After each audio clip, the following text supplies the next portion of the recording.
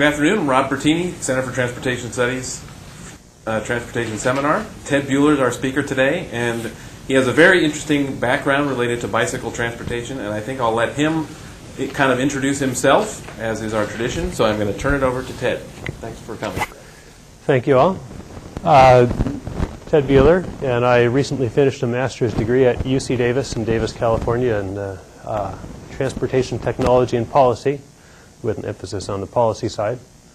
It was a bit of a journey to get there. I started out with an undergraduate degree in botany and environmental studies, and then moved on to urban planning at the University of British Columbia, and then transportation studies at UC Davis. And I've always been interested in bicycling. I've always thought the world would be a better place if more people were bicycling, and it's always been a personal interest of mine to promote bicycling. I've helped start non-profit bike shops and advocacy groups in various places that I've lived. And I'm currently living in Vancouver, Washington, and just really enjoying being a participant, observer of the Portland bike scene. It's really fabulous what's going on here. There's all sorts of people doing very, very exciting things for bikes that bicycle advocates around the country were just wishing somebody would get around to doing one of these years, and now Portland is leading the way. So a couple of questions. Who all has been to Davis, California? Oh, you graduated there? Undergrad, okay. So did you ride a bike? Yeah. And do you ride a bike here? Yeah. And what's different about the experience? You'll have to speak up. So the UC Davis undergrad, it was really nice. It's really flat there, so riding the bicycle is just easy to get around. Riding a bicycle here, it's definitely more urban. I think Davis is a lot more greenways, which is really nice. Like just actual dedicated things for bicycles, whereas you don't see that here.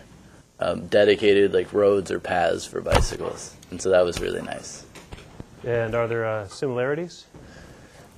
Yeah, with similarities, just I would say the amount of people that do ride bicycles and being able to get around conveniently, just like multimodal shopping or just types of trips to both places. Like I would go grocery shopping. I go grocery shopping here with my bike. So, yeah. And where do you think you'll live after Portland? I have no idea. Say you moved to San Diego. Do you think you'd ride a bike there? I probably would try to. Okay. Who else has been to Davis? Stories? What? I don't really have a story. I just swung through there for a couple of days, and it was summertime, so there weren't very many people around. There were a lot of locked up bicycles. A lot more mountain bikes there than here, I noticed. Okay. Other observations, people who've been to Davis? I was fascinated by the roundabout in the center of the Davis campus and how well it works. I'm not overly familiar with the campus, but that was sort of an observation that something I hadn't seen that many people interested in one place using a roundabout together. Okay. So, I moved to Davis from, I spent a year in Sacramento, but I was in Vancouver, Canada before that. And as a bicycle activist, I walked into Davis and said, activist and interested party, I said, this place looks like not much has changed in the last 20 years. It's a great place, but it's really interesting because it's not really moving anywhere right now. And so after a while, some funding came through my advisor, Susan Handy, through the Center UCTC and a few other places, for somebody to document the history of bicycling in Davis. And I was lucky and got the contract. So this is my work here. And if you have any questions, chime in. We have plenty of time. This is a photo taken. And yes, and use the microphone so everybody at home can, mom and dad. In 1966, this was 42 years ago, this is what the Davis campus looked like. And you can see that there's a lot of bikes, there's a lot of people riding bikes, and it's just kind of the ordinary, everyday thing. And you got to figure that was remarkable in 1966, and it's remarkable today. Like, I don't think there's anywhere else. I mean, this scene has changed in Davis.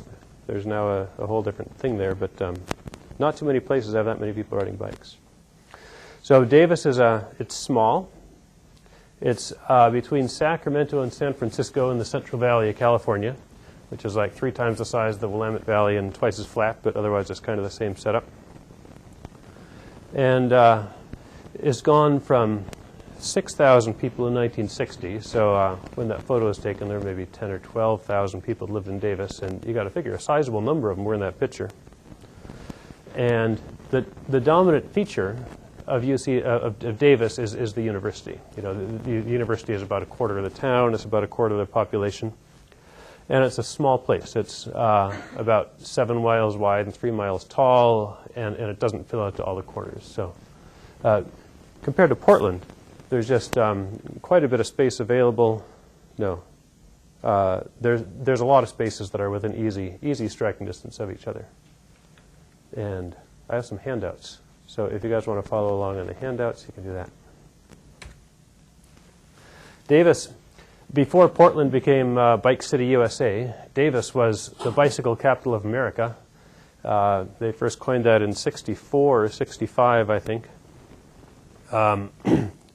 And it just has a lot going on for it to be a great place to ride a bike. You know, it's about as flat as a billiard table, except for where you have to go over a freeway or something.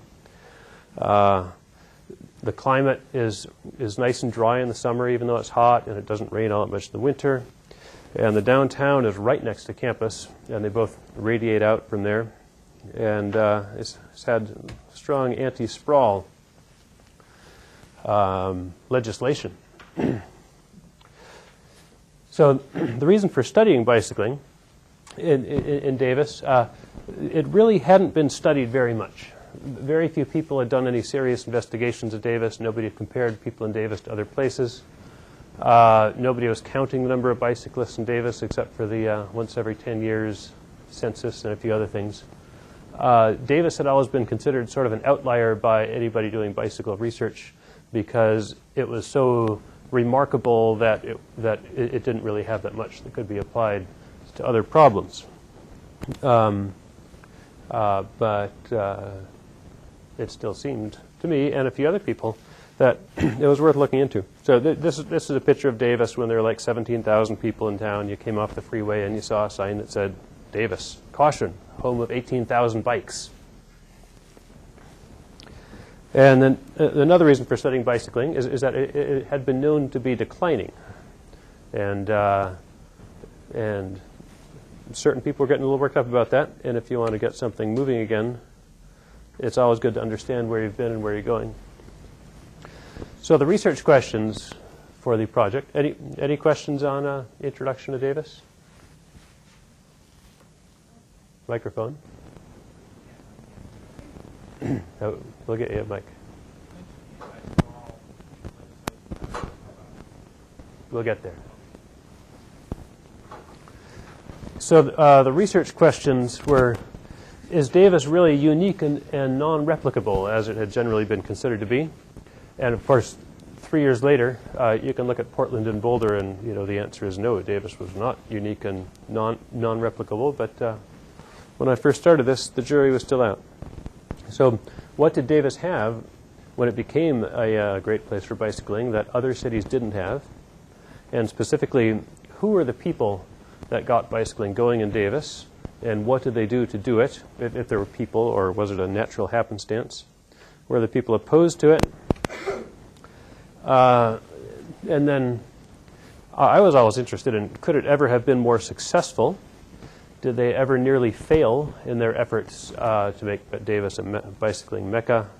How did Davis compare with its peer cities back in its heyday in the 70s? And how does it compare to its peer cities now? And what can we learn from past successes to solve our current problems? So it was a long list of questions, but I think that they're all pretty interesting in light of trying to figure out what made Davis tick. So here, this is the Student Union in 1963, and this is them opening a $6 million underpass under the freeway in 2000. So this is generally not too hard, as you were saying, to find a place where there's a lot of bikes in Davis. So the framework for the research was in the theories of policy and planning. Planning is about how we decide what gets laid out on the ground and what our cities are going to look like in the future and how we're going to shape them, and like the difference between Amsterdam and Dallas, Texas, or something like that. It was all an iterative process from day one, and people had their ideas as to how they were going to make their cities, and certain ideas went forward and certain ones didn't, and that's why we have Amsterdams and Dallases. And so the question is, why did we get a Davis? And the whole question of planning is there's always a whole lot going on when you're planning, and there's always somebody who stands to make a lot of money if they can screw up the planning process one way or another. So it's almost impossible to get everybody to claim that they're happy about something. There's a whole lot of art in it, so you actually have a city that makes people pleased to be in there. And since you got long time frames, everything that you do happens way out in the future, and you never really know where the future is going to be. And this is a picture of Davis's first bike lanes as a blueprint before they laid them out on paper. And, whatever you want to build, if it's going to be legal and permitted and whatnot, you have to somehow get it planned and engineered too. And for policy, I used two different theories. One is called the multiple streams theory, and that's that you have to have three things in order to make something change. You have to have a problem, you have to have a solution, and you have to have politics that are favorable to making the solution happen. So, there's all sorts of problems, like homelessness and whatnot, that there's just not really solutions to, even though there might be political will. If they had a solution to poverty and homelessness, you might think that they'd do it. Maybe not. But the theory is that you have to have all these things going to actually make anything happen. You have to have a solid, identifiable problem. You have to have a solution that people can scratch their chins and kind of nod at. And then you have to have people in authority who are willing to do something about the problem. And then you also have to have somebody stirring the pot to make it all happen, to get these people talking, to get them working with each other. And these have more technical terms in the literature, but and then you have to have leaders willing to act. Yes, the person that stirs the pot is called a policy entrepreneur. They can be anybody. They can be Timo or Jennifer or average citizens. You just have to get people in there, working the crowds, pointing out, hey, problem, solution, see, not so hard. Studying the problems, studying the solutions. And then if you have that, then you can get your policy changed. So I just took this model and looked at how policy changed in Davis over 50 years, and then identified it in terms of who the players were and what the problems, solutions, and politics were. Questions on the theory?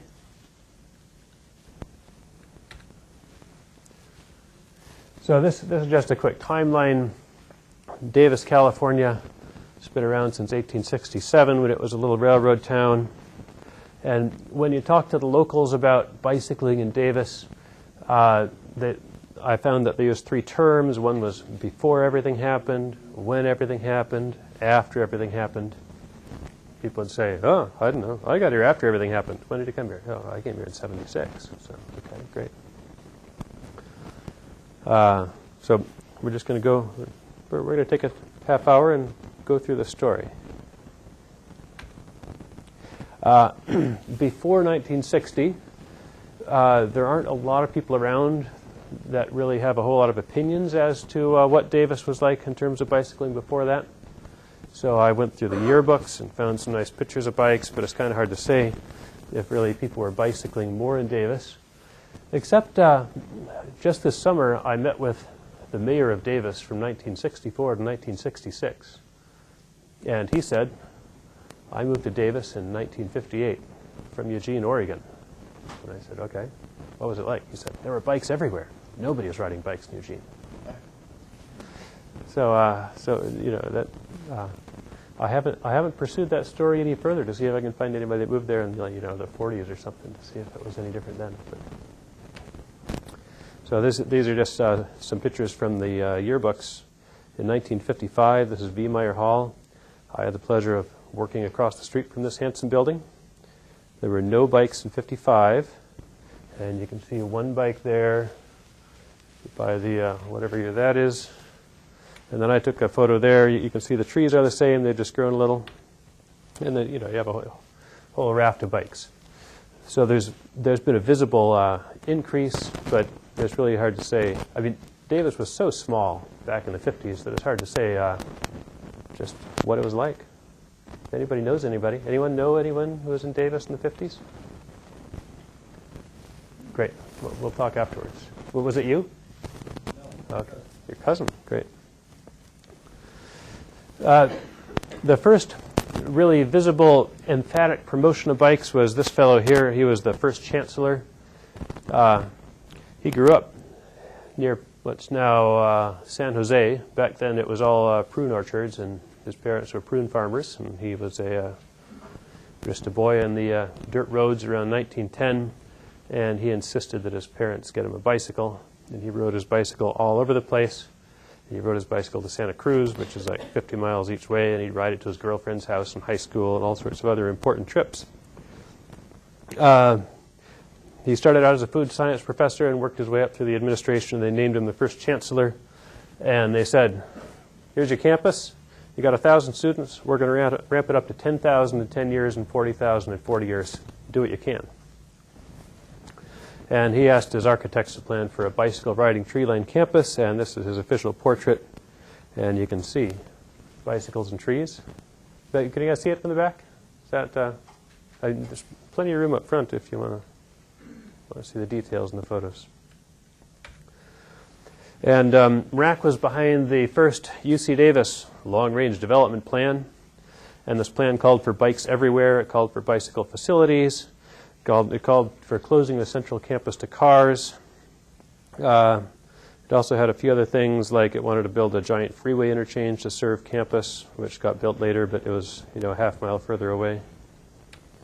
This is what the plan said. The network of pedestrian paths and walkways will be separated from both bicycle and automobile circulation. So you got 3 levels of infrastructure being called for: malls and plazas for pedestrians, tree-lined paths, benches, and bicycles and pedestrians will be provided with safe crossings at the boundary streets, and in some places they're going to build bridges and tunnels.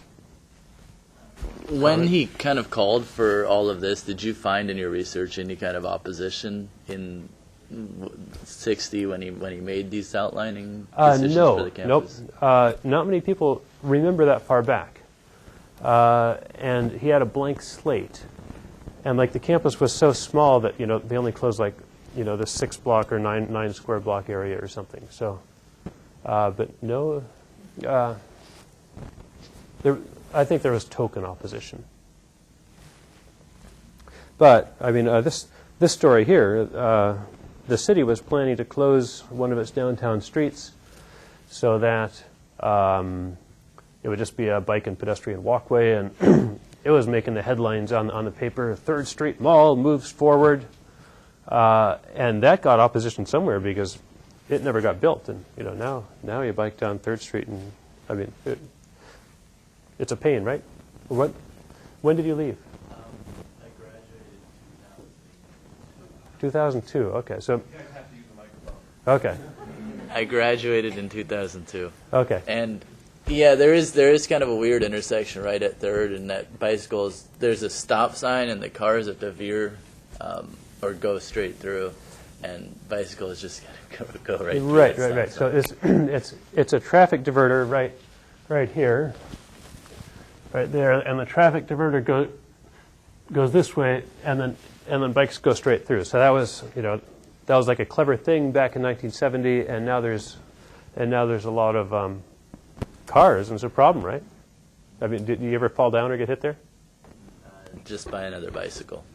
Okay. See, that's you can break your wrist. So campus was charging forward. There wasn't any opposition on campus.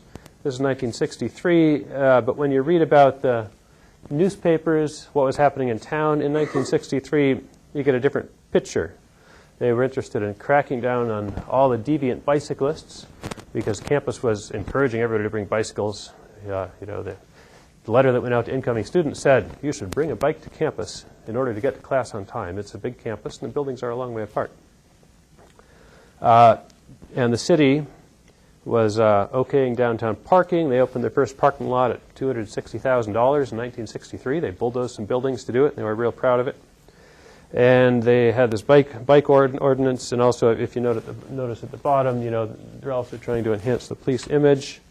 So this is what they were doing.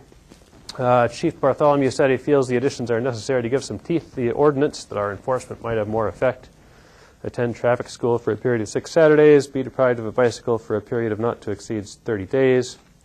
Copy 100 times a section of the bicycle ordinance violated, that sort of thing. So that's what you're facing if you were running those stop signs on 3rd Street downtown.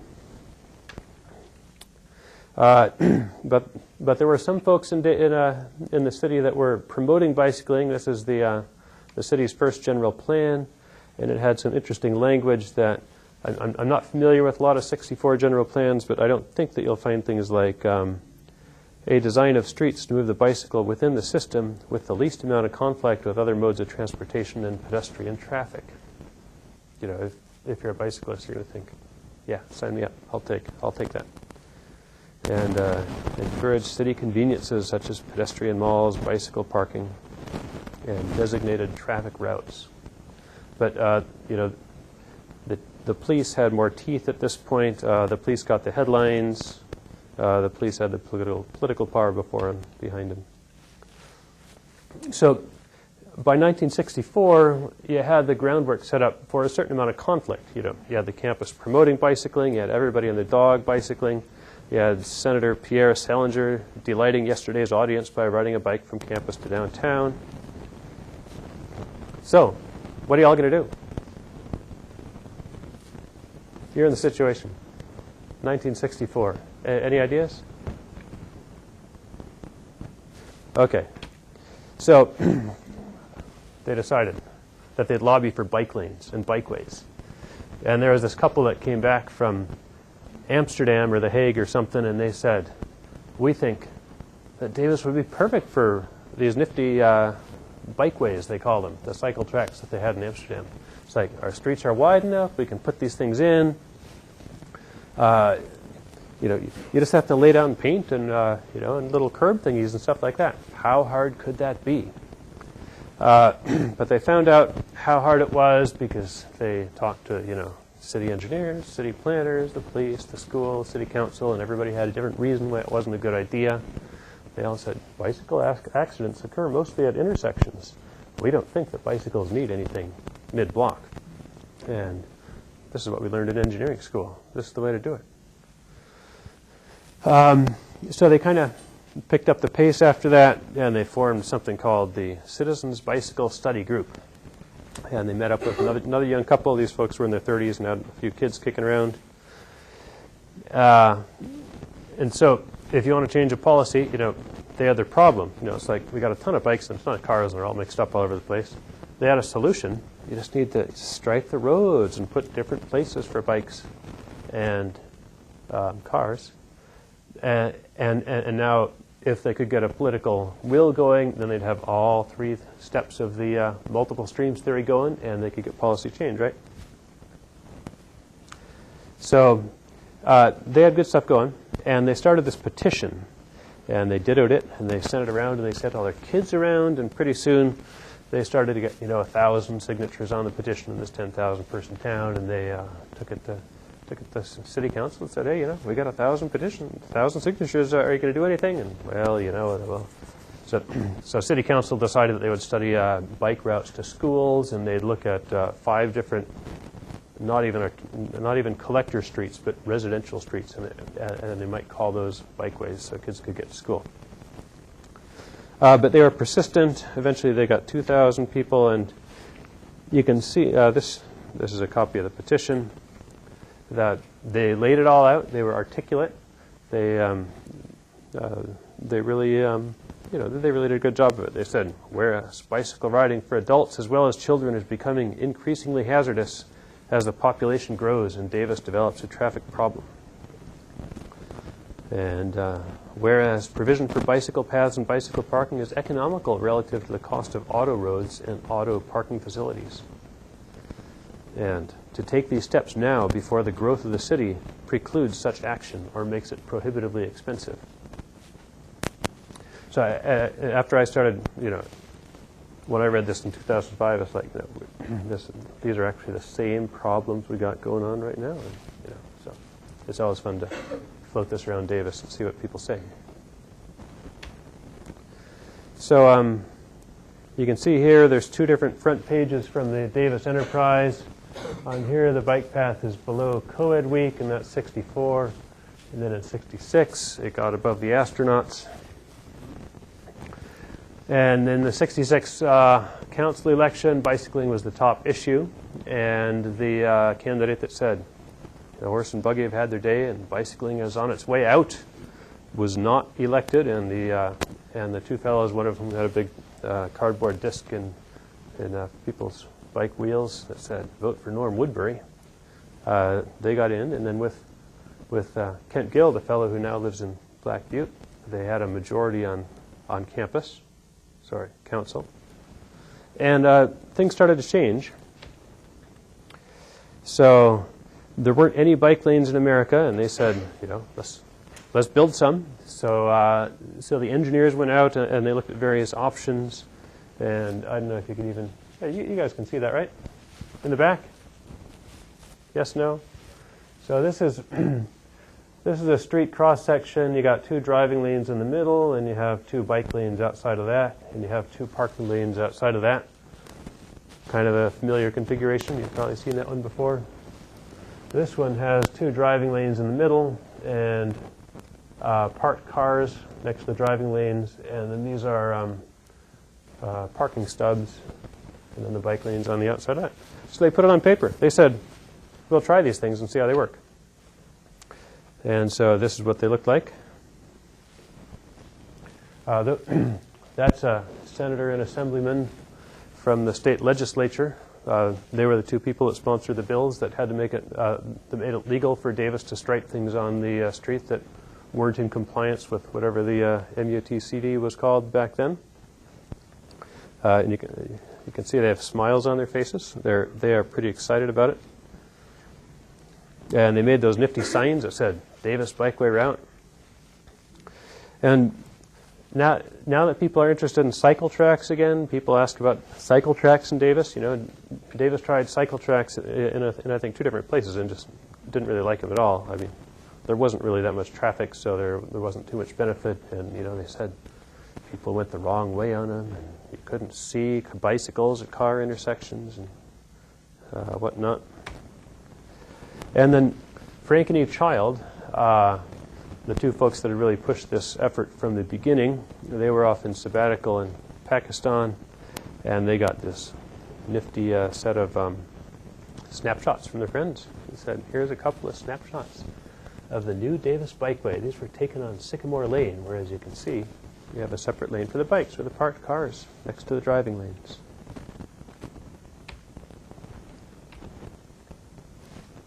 So,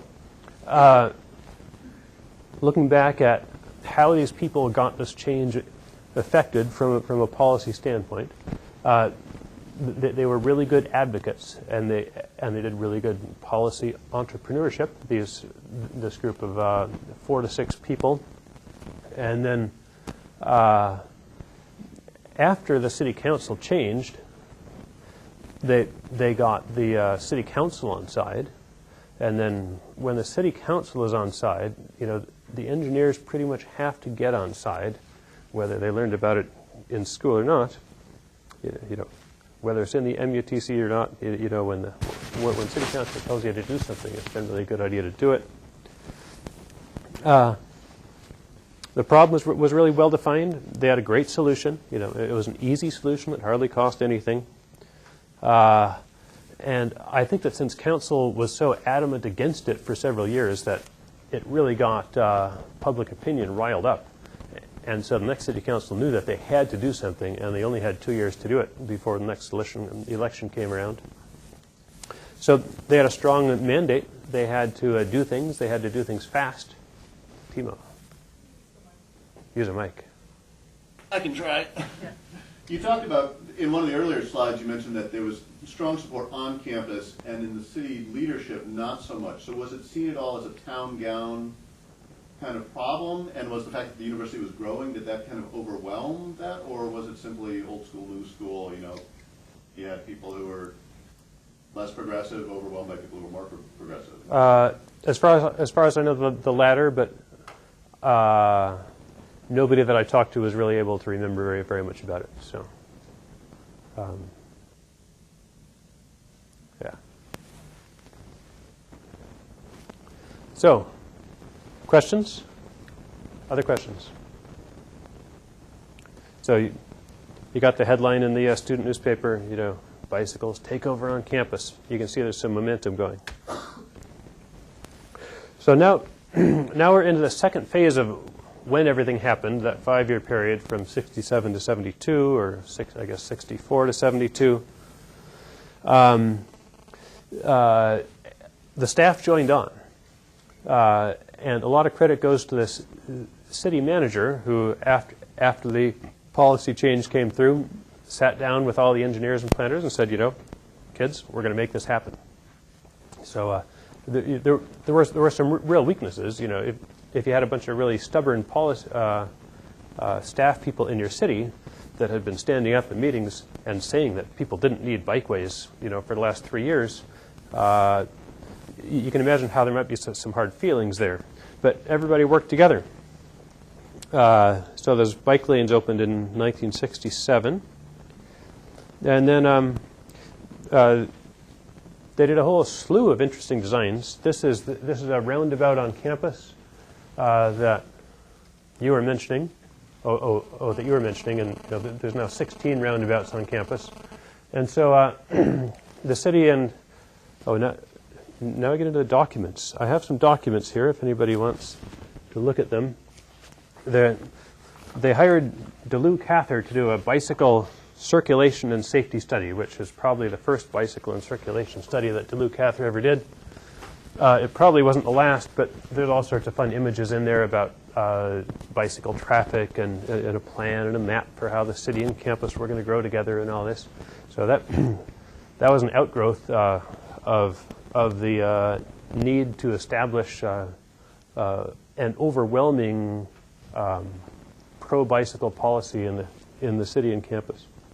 But those two images are from there. You know, they said that bicycle traffic at these 4 different intersections on campus was just basically at a standstill, and then, you know, at about 71 or 72, they laid down a big fire hose in the middle and painted some arrows, and all of a sudden everybody just rolled through there like clockwork.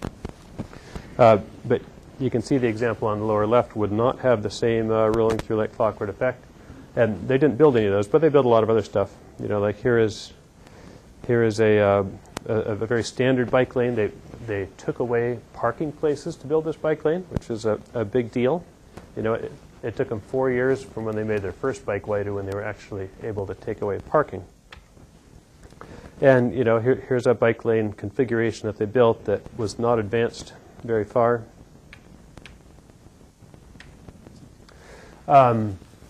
So by the end of this time, they just had a whole portfolio of pro-bicycle programs, pro-bicycle policies. They had developed they had studied the bike lane engineering issues and worked out the widths and the pavement markings and all that. And that went on to be the California standard and later the U.S. standard. And they built a system of bike routes, and they built a bunch of grade separations. And then they started to build some greenways. And they built a couple of greenways in this time. They built one pedestrian bridge that went over a busy street. And then the students started 2 different programs. One was a fix-it-yourself bike shop on campus called the Bike Barn, where anybody could walk in and get emotional support while they were learning to repair their bike, as well as all the tools and other essentials. They also tried a public bike program, which lasted 3 months until all the bikes ended up in the scrap heap. They had education programs in the schools. You know, I think he was a police officer, and he had a bicycle that talked, and, you know, the bicycle would go there to schools and park itself, and he would stand behind the curtain. The bicycle's name was Mr. Smart Spokes, and Mr. Smart Spokes told people all about, you know, what the good things were to do on a bike and not. So like 2 generations of kids in Davis all got bicycle education in their schools. Maybe just 1. So, and just their biggest, you know, one really big achievement was that, you know, in 1967, the whole world, and especially U.S. and especially California, was just going car, and everything else, you know, all, I don't know the stats, but all the other modes were just dropping off like flies. And Davis managed to not only reverse this trend, but it preserved and expanded its bicycle culture. Questions about when everything happened? Timo. Do you have a sense of, or can you give an idea of how much grade separation versus just striping on the street? You know, I mean, are there some percentages of how fancy the infrastructure actually got versus kind of lower impact treatments? Yes. Can I just ask, Sure. we're webcasting this, and it's live, and we have viewers right now, and we're also archiving it, so it's really important that you use the mic when you ask questions. So if you think of a question, raise your hand 30 seconds before I make the next call up for questions, and then when I see your hand raised, I'll wait till you get the mic, and you'll get called on. Timo, yes. So the question was, can you give an idea of what the relative percentage was of, let's just call them fancy bikeways, grade separated, et cetera, greenways, as opposed to just, you know, striping on the street? Yes. The city did almost universally striping on the street. The campus put in 3, maybe 4 different bicycle grade separations during that time, and the campus, if we go back to the slide, you can let's actually go back to this. It's really fun. The campus engineered its bikeways. You know, you look at those green lines loping around, and you can tell that those are 20-mile-per-hour bikeways going from building to building on campus, and they're well separated from the streets. So the campus really liked off-street bikeways without any arterial interactions, and the city, the city's engineers turned out to be early, you know, John Forrester types. They weren't too excited about bike lanes, but they put them in. And they really weren't too excited about off-street. But that story's going to change a couple slides up. Other questions?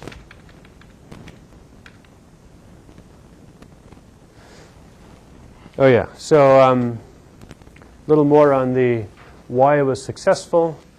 They experimented a lot. They had a lot of failures, and they weren't afraid of failures. And then one other nifty thing is that some of the university professors started studying it. There's this wonderful man named Bob Summer, you know, who's still teaching there after 44 years. And he went around and took pictures of the Davis High parking lot here at the bottom, and then the UC Davis library here. And then, you know, everybody, you know, kind of like Portland now, everybody was beating a path to Davis. From all these other cities, people had come to see what Davis was doing that made bicycling work. And then you get Bob Summer going out on the road with his slides, and people would gasp when they'd see the high school. You know, apparently high school parking lots were pretty busy in California in the early 70s. So they also documented a lot of stuff. That was good. And public enthusiasm. Oh yeah, and then the other thing on this theory of policy change is, once you get the problem, the policy, and the solution, and you get everybody excited about it, you only have a certain amount of time you can make things happen, because the world has lots of other problems that these, like everybody else, you know, that city staff and elected officials have to deal with, and you're not going to hold their attention for too long. But one thing is that this window of opportunity stayed open for like 5 years or so. And then here's a couple other documents going around. here is the City of Davis General Plan 1973, and you can see it's all about bikes, bikes, bikes. And then two of the original bicycle advocates, Dale and Donna Lott, started their own consulting firm called Bicycle Research Associates or something like that. And they did all these studies, and they called for a road diet in 1973 or so, cutting a 4-lane road down to 3, and they did all the research and determined that the traffic could flow, and then they did a before and after study and found that women and children were much more likely to ride on Anderson Road when it was 3 lanes with bike lanes, and parents would send their children off to ride Anderson Road alone after the road diet, but not before. And car traffic did just fine. Nobody was deterred from driving their car. Yes? We have a question from a web viewer, and the question was, what was the view from the outside looking into Davis when they began creating bike lanes? And I'll quote, did people think they were crazy? I don't think anybody noticed during the changing the political will phase, and I don't think it's not written down anywhere, but afterwards everybody beat a path to Davis's door, and the whole world came, and here's another document to float around. This is 1977 Bicycle Programs, City of Davis. Whenever anybody would come to Davis to learn about bikes, the city officials would give them that document, and it talks about all the different programs that Davis was doing. So, and then another nifty offshoot is that after the bike lane, the policy window remained open long enough that they could build whatever they could think of building, and they could make the policies as strong as they could possibly be. So that just set the stage for the next 20 years. But then after that, Davis got its urban growth boundary going, and there were some people that had started a hippie commune on campus in '72 that decided they wanted to build a proper adult settlement on the edge of town, and they called it Village Homes. And they wanted every single green concession in the planning and building code that they could come up with, and they turned over city council again and got it. And at that point, Francois Mitterrand came to check out Davis, and Rosalind Carter came through to see Village Homes, to see what all the fuss was about. So, Davis was very much the center of attention for a couple of years there.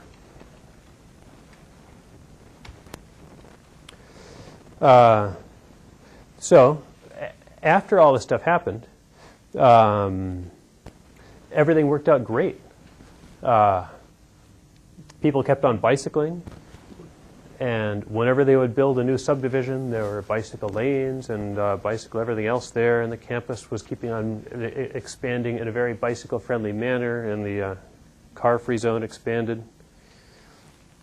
And the city had some great engineering staff who all rode bicycles, the public works director and city engineer. And when you talk to them, they just talk about, whenever we had these new problems, you'd always have to scratch your chin and figure out how to apply the current code so that it best works with this particular intersection design for bicycling and stuff like that. And this is like a 1968 Safe Routes to School that they passed out, and showed everybody how they could get to the elementary school and where the stop signs were and stuff. But also, after everything happened in Davis and the policy window for innovation closed and all that, as might be expected, things started happening elsewhere, and other people outside of Davis started inventing new configurations for bicycle infrastructure. They started coming up with standards for bike racks. And, in the 90s, people started talking about showers for commuters. Maybe if you want to encourage bicycling, you have to put in showers so people can ride in more than 2 miles and get there looking respectable. And, I mean, if you're paying attention to bicycling in Portland now, there's all this innovation happening here. But But the other big thing that Portland is doing is just applying the standards for bike lane design and just flooding the city with them. So there's Davis has never been flooded with anything designed after 1974. Question? I should amend I actually left 2006. That's when I graduated. Oh, okay, great. But it seemed like they had pretty good system route signage in terms of like pointing you in directions when you were going when you were riding actually on the the individual bike paths, not shared with roads. They would direct you towards campus or whatnot. Where did you live? I lived right on Anderson, 702 Anderson. Okay. Russell, and then just up from there. Okay, yeah, yep. But maybe even just like riding down along the Arboretum or something and Right, getting... okay, yep. Yeah, that's different than my experience, but you know, I didn't spend much time in those parts.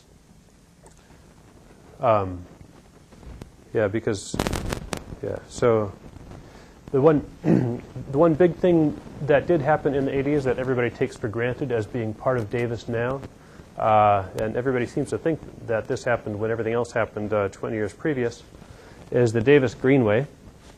And you know, here's some Greenway pictures. You know, you just have this kind of thing, and there's 50 miles of it, and there's 23 grade separations. So you can see that in certain parts of the city, namely a whole ring around the outside of it, like this is campus and this is downtown, and then this is where the Davis Greenway goes, and it's 80% complete now. But it was all cooked up by a landscape architecture professor and one of his graduate students in 1986, and they had the idea, you know, Davis is going to grow a lot in the next 10 years, and we have 2 or 3 really nice green belts in this town, and we really need a whole system that goes around the outside and then has spokes that radiate in. So they went through the same process as the people did in the 60s. You know, they drew up their ideas and distributed it and talked to city councilors and planners and said, you know, when we flesh out the rest of the city, why don't we make everything a little more like these really nice sections? And they got council's approval, and it went through after 2 or 3 years. And then the subdivision code said that all new developments had to have greenways around the back sides of them. So you can see on the map up there, the green are the streets, and the orange is the greenway system, and it just connects the back sides of everybody's houses. They weren't as successful in the long run. They had other ideas too. They wanted a 1 mile wide, a green belt around the whole city that would be green space. But as soon as they got it passed, all the developers got all excited and made sure that the next election went very pro-development. And then they, you know, threw 2/3 of the whole Davis Greenway plan into the dustbin. But fortunately for bicycling, one of the parts that survived was the greenways behind all the streets. So you can see, you know, they have this public art. So Davis just looks a whole lot different from the rest of the Sacramento metro area, because everywhere else you have those little 1970s bungalows, elbow to elbow, just continuously. And in Davis, you have all these miniature parks and pathways and crazy dominoes and whatnot. This is an overpass that they built in 1970. The engineers said it was going to cost a lot to build it, and one of the city councilors managed to find these 2 spans sitting in some Caltrans scrapyard. So he said, hey, what if we just haul these in and put them up? And they were like, okay, sure. So that's the sort of ingenuity that really characterized Davis for a long time. And this is under I-80. You used to have to fight through a crazy freeway interchange with with like these dinky little on-ramps coming on and off the street. And then they got funding and built this. It was a $6 million project, and it just connected the whole south side of the city to the campus. But there are certain problems, such as nobody could ever come up with a reason to put a sign telling people how to find the $6 million facility. And so, did you ever find it? No. Yeah. Did you? Microphone. It seemed like there were signs kind of... No, there wasn't anything on that. Yeah. I found that, though, and it was nice. Yeah. So it's what we'll learn in the next section is that education and publicity and navigation is all a word-of-mouth program in Davis now. But if you look at the causes of success in the 90s, you had a bunch of bicycle advocates that worked for the city. And of course, part of the problem was that when you have bicycle advocates working for the city, the other advocacy groups had dried up, in about 1971. So there wasn't anybody policing them. And the greenways are great. UC Davis didn't change much, but it had done so well in the previous generation of plans that everything was overbuilt and big. So you had certain things going on in like the 1990s and 2005, in the early 2000s. Davis became the country's first platinum city in 2005, much to another city up north's concern, I think. And I'm gonna. Oh yeah, here we go. So, but bicycling was plainly declining after 1990. People would note that there's fewer bicycles, that there's more cars on the street, and that there just weren't as many bicycles. There just wasn't as much happening with bicycling, and everybody, the dominant feeling was, well, it was nice, but the world is different now. We have where's my slide? Anyway, everybody in town said, kids didn't grow up riding their bikes to school. More people live outside of Davis. More people ride the bus now. The city's gotten bigger. It's now too far to ride your bike. These are people who live 2 miles out. So when I started poking around and asking people, what are the reasons that bicycling is going down? You just get these, from all walks of life. You got them from the city's bicycle coordinator, from the campus bicycle coordinator, from all the roadies in town, from all the grandmas in town, and everybody else. So I started looking at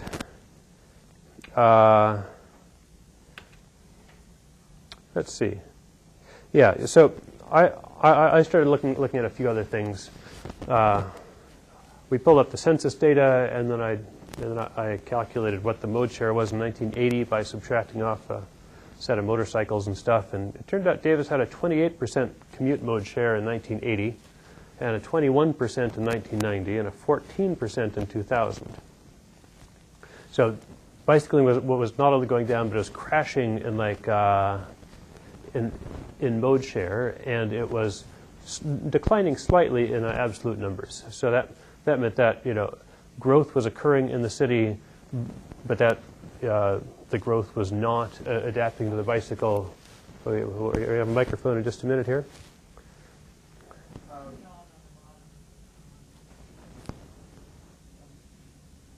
You mentioned the decline in ridership based on census data. Is that trend reflected in count data as well? No, because there weren't any counts done. When you go hear lectures by Roger Geller, City of Portland bicycle coordinator, he says, we've been counting bicycles since 1991, so when people say, why should we fund this, we say, this is why we should fund it. Is that pretty close to an exact quote? Close enough. Yep, close enough. So Davis didn't get on board on that. In 1974, when they stopped changing, adapting for more bicycle things, the problems weren't nearly as complex, and they had such strong support that they didn't have to do that sort of thing. So I found a few other things going on in the city. The city and campus had built 5 new parking garages at $60 million, and they hadn't spent a dime, or like no more than like 200,000 tops on bicycle facilities. This was outside my building. You can see that that might have been suitable in 1968, but it was no longer suitable in 2005. So what I became interested in is are the challenges that Davis had in 2006 really any worse than those in the past? And are they insurmountable? And are these problems really very much different than the problems that we were talking about in the 1960s? And how were they different? And can we learn from the types of strategies that were taken in the 1960s and solve the problems today. So I have, where are we? Oh yeah, there we go. So this here is a nifty chart from that 1972 Duluth-Cather study, and it said, average daily traffic, when you get up to 8,000, you should have protected lanes, 2,000 to 8,000 on-street lanes, and higher vehicle speed, you should have bike lanes or protected lanes. But if the city was actually following its own advice from 1972, after car traffic tripled over 30 years, they would all of a sudden have to re-engineer their system. But it had been so long that nobody even remembered that.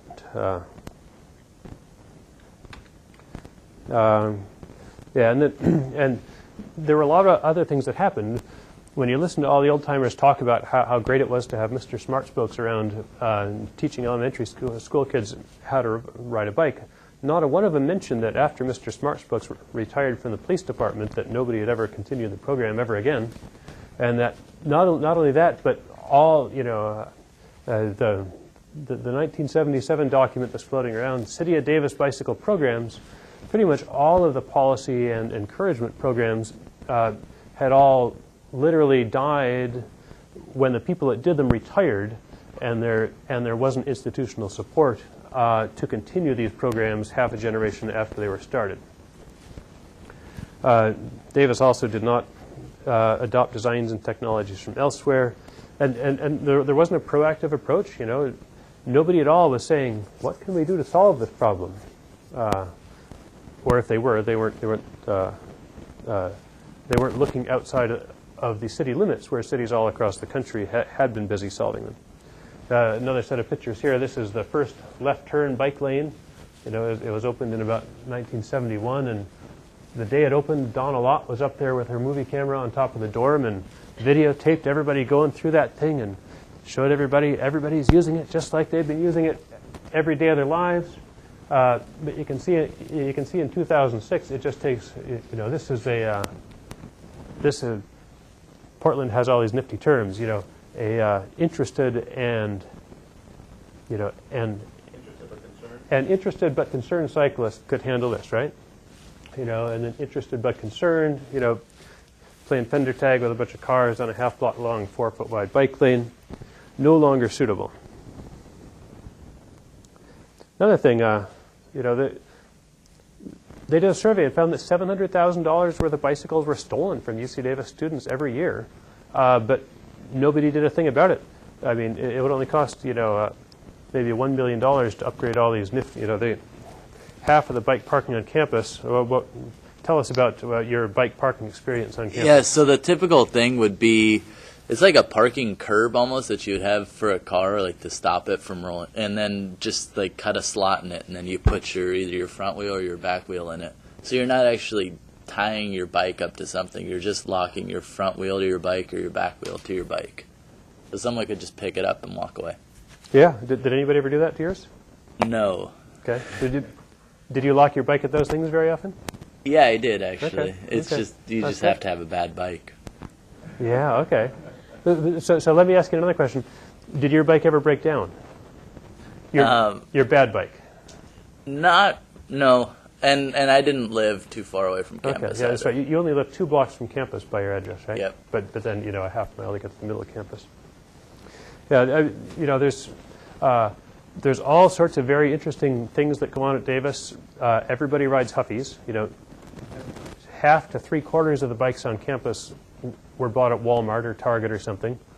Half the people have tires so low that half the people have something significantly wrong with their bike that they wouldn't be able to ride over the Hawthorne. They could take the Hawthorne Bridge, but not the Broadway Bridge. It just wouldn't make it over the Broadway Bridge. It's like the gears are jammed. There's no brakes. There's no air in the tires, and then there's all sorts of problems with bicycling in Davis. That's not really what we're talking about today, except that the reaction to the problems was silence and people assuring me and anybody else that asked that everything was fine, really.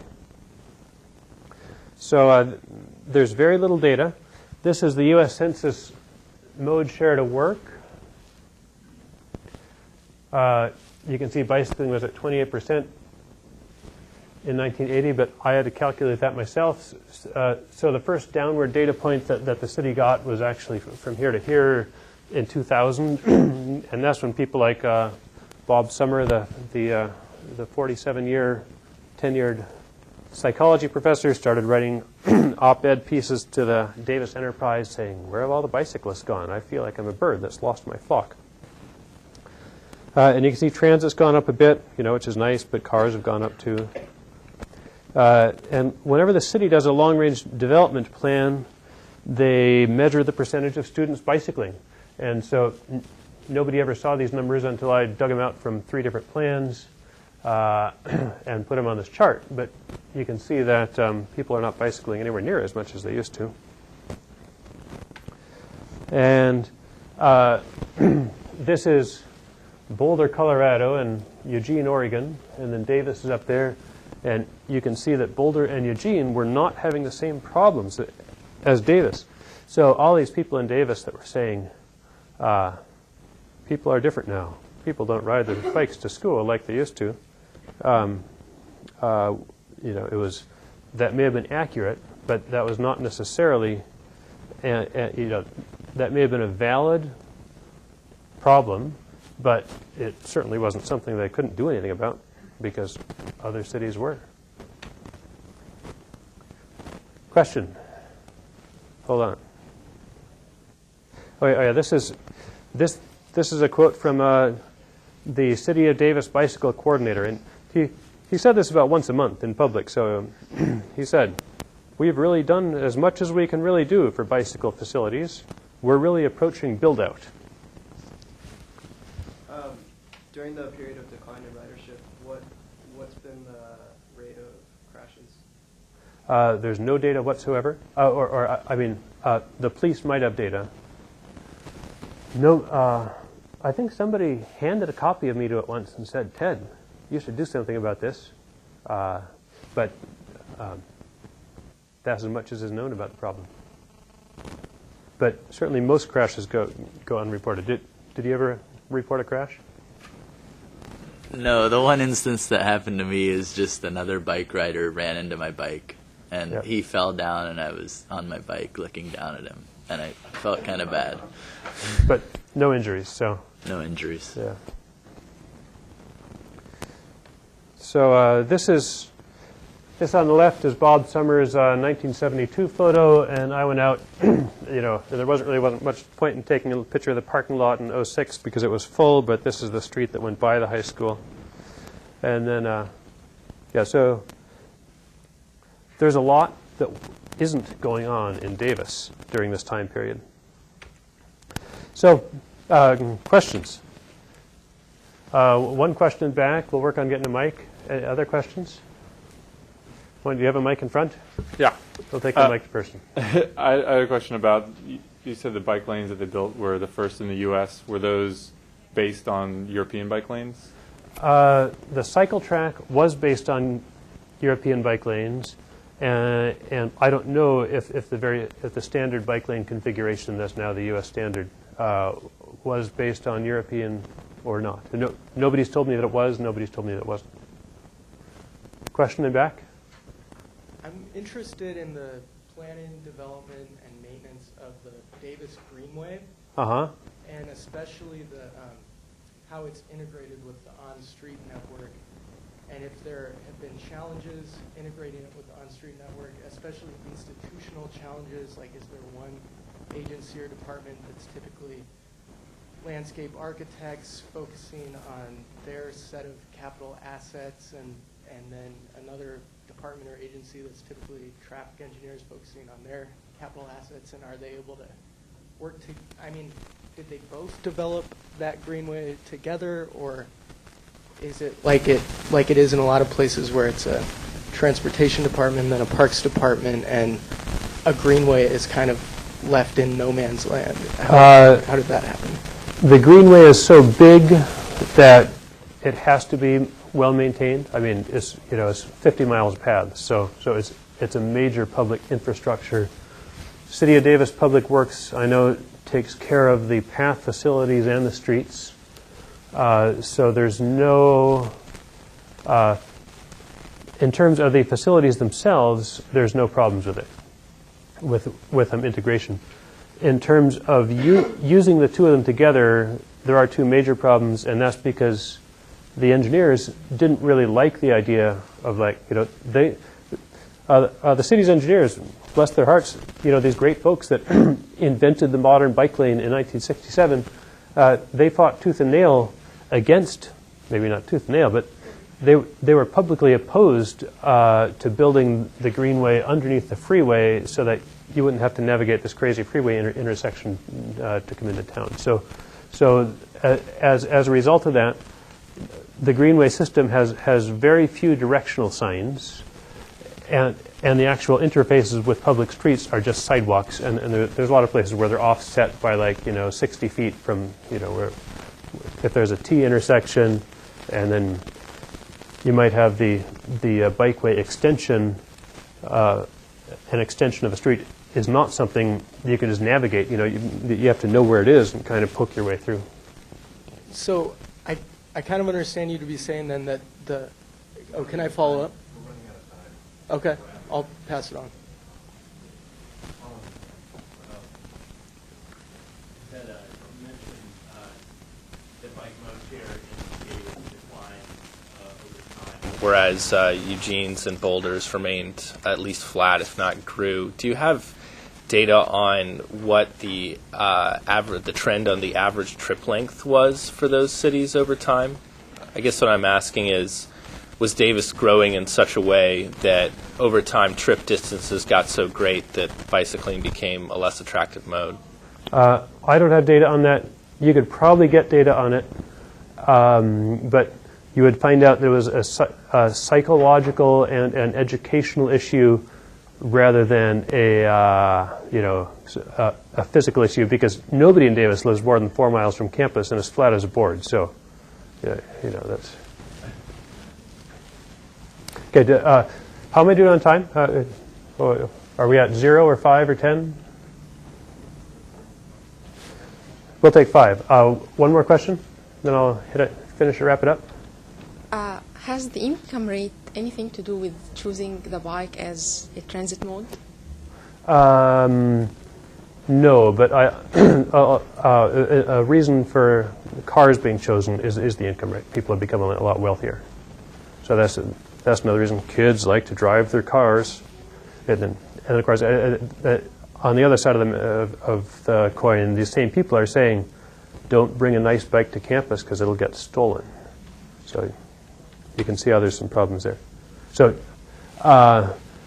I gave the presentation this far with 2 quick little slides here. One is bicycle capital status, tortoise and the hare. This was fall of 2006. Where the best conditioning is damaging to innovation. How can you get better if you're the best? No incentive to improve or monitor. And I cited Portland, Oregon, and pulled up a few pictures I got off some web pages up here that showed monitor bicycle traffic and monitor infrastructure in Boulder, Colorado. And I think both these cities are now platinum, right? Didn't somebody tell me Boulder went platinum? So, you know, Davis has reason to wake up.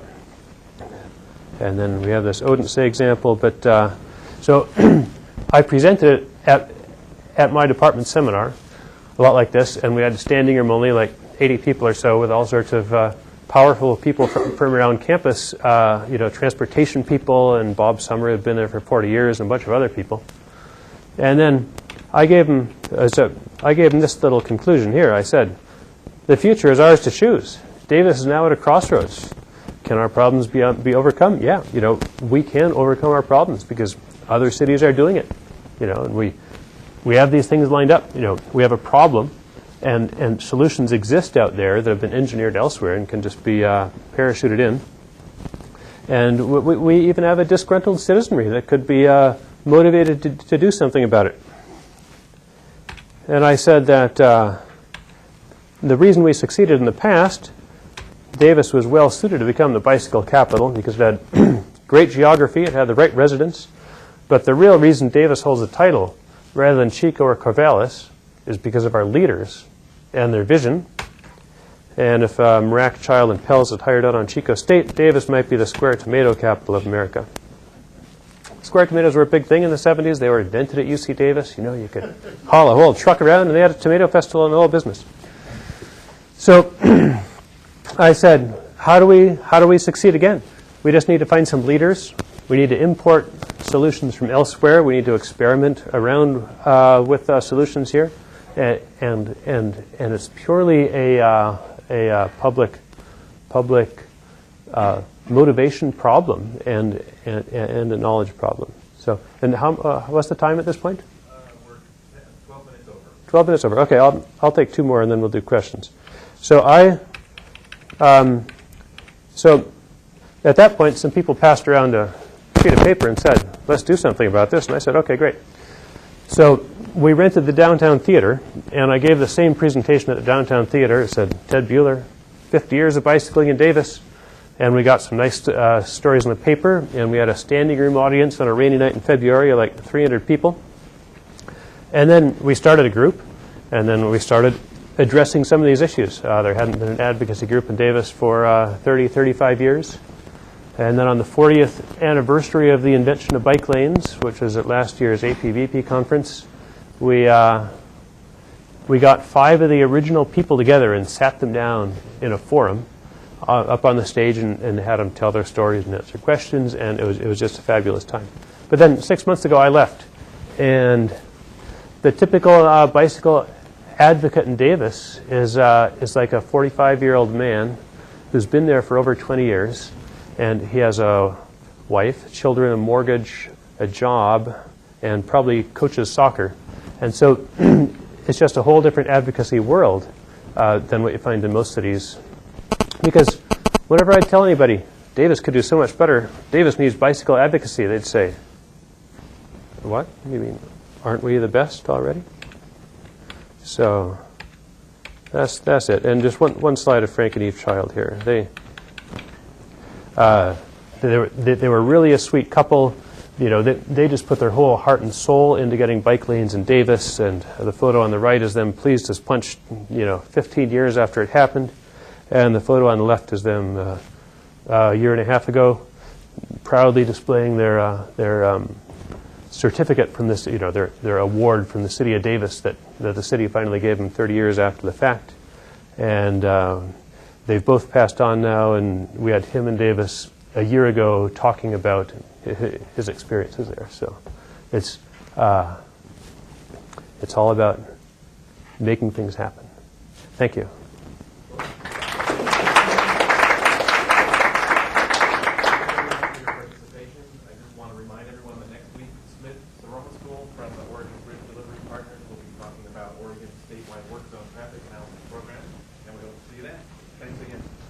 Yep. I'm around if you have any questions. Timo. You described a pretty sobering decline to about 2000 and mid-2000s, and yet then Davis got platinum. So what was the background story behind, it takes a lot of effort to make a platinum application. They had pressure from the League of American Bicyclists to apply, and they did do a few progressive things. And they used to be double or triple platinum in the 70s.